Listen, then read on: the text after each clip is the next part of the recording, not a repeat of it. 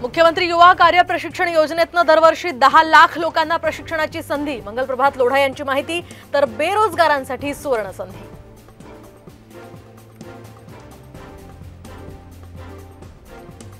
दरम्यान केंद्र सरकारच्या इंटर्नशिप योजनेवर कंपन्यांकडून नाराजी। सरकारनं स्पष्ट केलं आहे की कंपन्यांशी चर्चा न करता योजना जाहीर केल्यानं कंपन्या नाराज।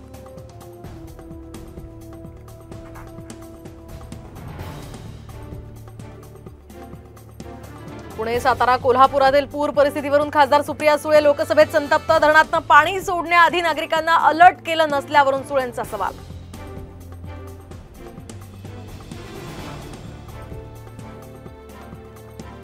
फडणवीसांनी माझ्यावर दबाव टाकून ठाकरे आणि अजित पवारांविरोधात खोटं अॅफिडेव्हिट करण्यास सांगितलं होतं।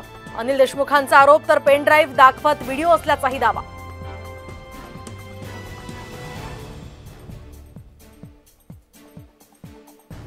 मंत्रालयात पीओपीचा काही भाग कोसळला। मंत्रालयाच्या पत्रकार कक्षातली घटना। सुदैवानं कोणतीही जीवितहानी नाही।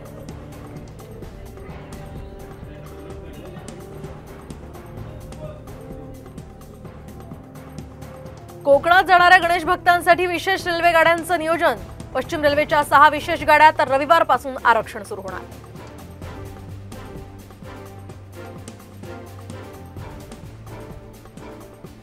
दोन दिवसात धुवाधार पावसामुळे राज्यातल्या धरणांमध्ये 116 टीएमसी पाणीसाठा। तर मुळा, मुठा, वारणा, कृष्णा, कोयना, इंद्रायणी नदी दुथडी भरून।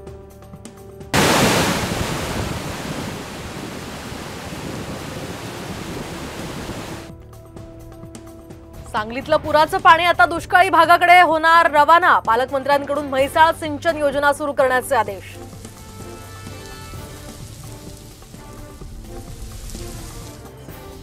सांगलीकरांना पावसासोबत वन्यजीवांचीही भीती। तर वाळवा तालुक्यामध्ये वारणा नदीतनं मानवी वस्तीत मगरीचा वावर।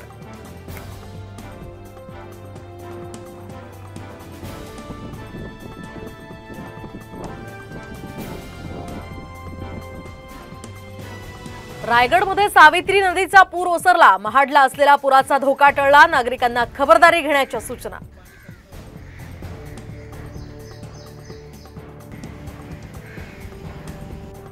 पुण्यात कालच्या पावसामुळे एकाच दिवसात विजेचा धक्का लागून 6 जणांचा मृत्यू। प्रशासनाकडून नागरिकांना सतर्कतेचा इशारा।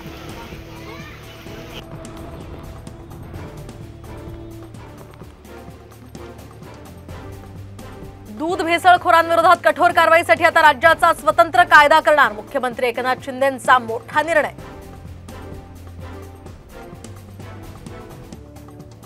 कोल्हापुरातील पंचगंगा नदीने ओलांडली धोक्याची पातळी। नदीकाठच्या गावांना पुराचा फटका।